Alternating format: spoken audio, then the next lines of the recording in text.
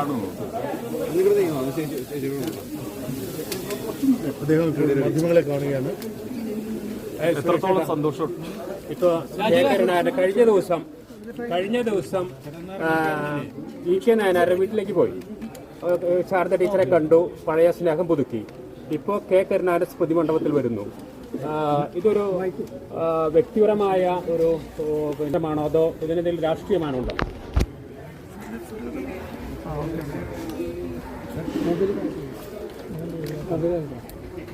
വളരെ സന്തോഷം. ഈശ്വരാനുഗ്രഹമായി ഒന്ന് പതിച്ചുകൊണ്ടിരിക്കുന്ന ദിവസങ്ങൾ.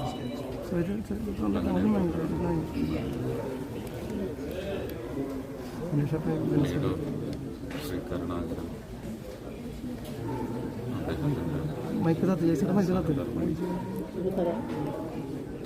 അമ്മ എന്നാണ് ഞാൻ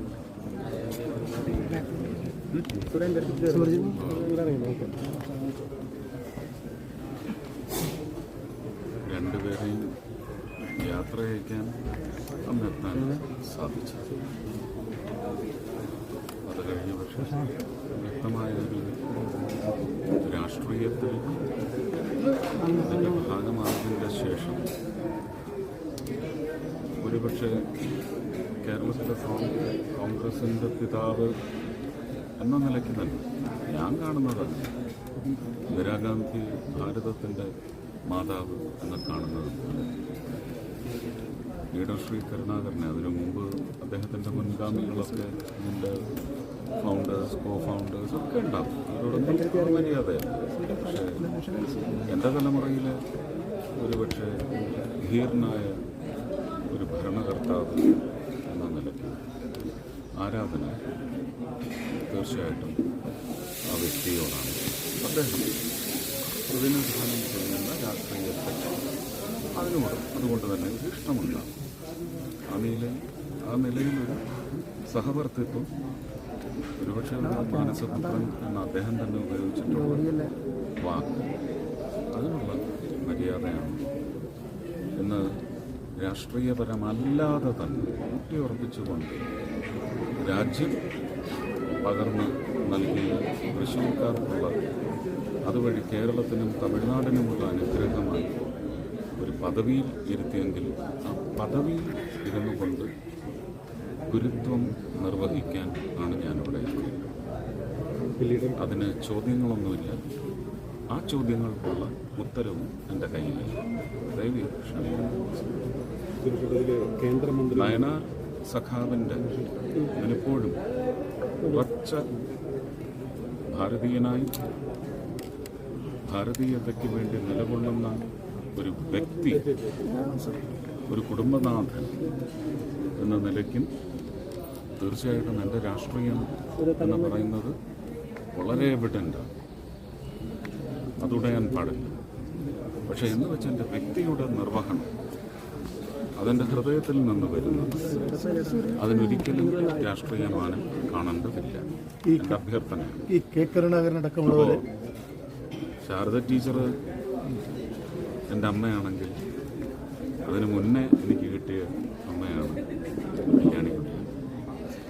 അപ്പോൾ ആ സ്നേഹം ഞാൻ നിർവഹിച്ചു കൊടുത്തിട്ട് നിങ്ങൾ മാധ്യമങ്ങൾ എന്ന നിലയ്ക്ക് അങ്ങനെ ഒരു ചിന്ത വെച്ച് പുലർത്തിക്കോളൂ. വൈകുന്നേരം ചർച്ചയ്ക്ക് വിഷയമാക്കിയെടുത്ത് അത് കച്ചവടമാക്കിയെടുക്കണമെങ്കിൽ അതും ചെയ്തുകൊള്ളൂ. പക്ഷെ എന്നെ അതിൻ്റെ രീതിയിലാക്കരുത് എന്ന് വീണ്ടും ഞാൻ ഇങ്ങനെ ഒരു മുഹൂർത്തത്തിന് വേണ്ടിയുള്ള അഭ്യർത്ഥന 2019 ഇവിടെ സ്ഥാനാർത്ഥിയായി വരുന്ന സമയത്ത് പത്മജ ചേച്ചിയോട് അപേക്ഷിച്ചത്. പക്ഷേ വ്യക്തമായ രാഷ്ട്രീയ ദിശാബോധം ഉത്തരവാദിത്വം അന്ന് അമ്മയ്ക്ക് ഉണ്ടായിരുന്നത് കൊണ്ട് അത് പാടില്ല സുരേഷ്, അത് തെറ്റല്ല. എൻ്റെ പാർട്ടിക്കാരോട് ഞാൻ എന്ത് പറയും, എനിക്കങ്ങനെ ഒരു ഉത്തരവാദിത്വം കൂടിയുണ്ടല്ലോ എന്ന് പറഞ്ഞത് ഞാൻ മാനിച്ചു, ഇത്രയും കാലം മാനിച്ചു. പക്ഷെ ഇന്ന് രാജ്യം സമ്മാനിച്ച ഒരു പദവിയിൽ ഇരുന്നു കൊണ്ട് എനിക്ക് മുന്നേ എത്രയോ കാലം കേരളത്തിലായാലും കേന്ദ്രത്തിലായാലും അതിനേക്കാൾ ഉന്നതമായ പദവിയിലിരുന്ന എൻ്റെ രാഷ്ട്രീയ ഗുരുക്കന്മാർ, അത് സ്ത്രീകളായാലും പുരുഷന്മാരായാലും ഏറ്റവും മുന്തിയ സ്ഥാനം കൽപ്പിച്ചിരിക്കുന്ന രണ്ട് മഹത് വ്യക്തികൾ എൻ്റെ രാഷ്ട്രീയ പാതയിലല്ലായിരുന്നു എന്നതിൻ്റെ പശ്ചാത്തലത്തിൽ എനിക്ക് ഗുരുത്വം കൈമോശം വരാൻ പാടില്ല, അത് ദൈവനിർണ്ണയാവും എന്ന് വിചാരിച്ചതുകൊണ്ട് ഞാൻ ഇന്ന് ആ കപ്പാസിറ്റിയിലാണ് എത്തിയിരിക്കുന്നത്. അത് പക്ഷേ പത്മ ചേച്ചിക്ക് മുരളിച്ചേട്ടനും ഒന്നും അത് തടയാനൊക്കത്തില്ല. അതുകൊണ്ട് എനിക്കത് ഈശ്വരൻ അരുളി ചെയ്ത് തന്ന അനുഗ്രഹമായി കരുതി നിർവഹിച്ചിരിക്കുന്നു. ആ വികാരത്തെ മലിനപ്പെടുത്തരുത്.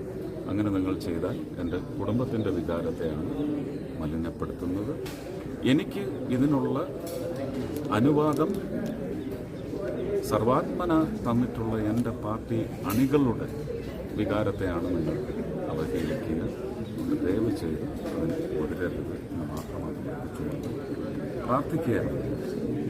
കാരണം ഈ ആത്മാക്കളുടെ പ്രാർത്ഥനയും എൻ്റെ പ്രവർത്തന ബലത്തിന് ആവശ്യമാണ്. ആ പ്രാർത്ഥനയാണ് ഞാൻ അവിടെ അർപ്പിച്ചത്. വികസന കാര്യത്തിൽ ഈ കെ കരുണാകരൻ നെടുമ്പാശ്ശേരി വിമാനത്താവളം ഒട്ടേറെ വികസനങ്ങൾക്ക് ചെയ്തിട്ടുള്ളതാണ്. കെ കരുണാകരൻ്റെ ഭരണപരമായ മാതൃകകൾ കേന്ദ്രമന്ത്രി എന്നുള്ള നിലയ്ക്ക് ഇത്രത്തോളം ഞാൻ എത്രയോ തവണ പറഞ്ഞിട്ടുണ്ട്. അത് കോൺഗ്രസ്സുകാർക്ക് ഇഷ്ടപ്പെട്ടാലും ഇല്ലെങ്കിലും മാർക്സിസ്റ്റുകാർക്ക് ഇഷ്ടപ്പെട്ടാലും ഇല്ലെങ്കിലും ലീഡർ ശ്രീ കരുണാകരൻ ചെയ്ത കേരളത്തിന് വേണ്ടിയുള്ള അദ്ദേഹത്തിൻ്റെ ഇന്ദിരാഗാന്ധി എന്ന് പറയുന്ന ഒരു ദീപസ്തംഭത്തിലുള്ള ഒരു സ്വാധീനം എന്ന് പറയുന്നത് കേരളത്തിന് നന്മയായി വന്ന് ഭവിച്ചിട്ടുണ്ട്. അതിനുശേഷം പിന്നെ ശ്രീ ഒ രാജഗോപാലിന് മാത്രമാണ് അതിനോട് അടുത്തെങ്കിലും ചെയ്യാൻ സാധിച്ചിട്ടുള്ളത്. ഇതാണ് കേരളത്തിൻ്റെ അഡ്മിനിസ്ട്രേഷണൽ ബെനഫിറ്റ്സ് എന്ന് പറയാം. ആർക്കും ഇഷ്ടപ്പെട്ടാലും ഇല്ലെങ്കിലും ഞാനൊരു പൗരൻ എന്ന നിലയ്ക്ക് ഇവിടെ ഒന്നുകൂടി അടിവരയിട്ട് പറയും. കോൺഗ്രസുകാർക്ക് കരുണാകരൻ കൂടിയാണ് സന്ദർശനം. ഞാൻ പറഞ്ഞു ഇതെല്ലാം അവഹേളനത്തിൽ തന്നെ ചെന്നിട്ടാണ്. കേരളത്തിന് അത് തൃശ്ശൂരിനും ഏറ്റവും പ്രധാനപ്പെട്ട ഒരു മെഗാ പ്രൊജക്ട് അങ്ങനെ മനസ്സിലുള്ള എന്താണ്?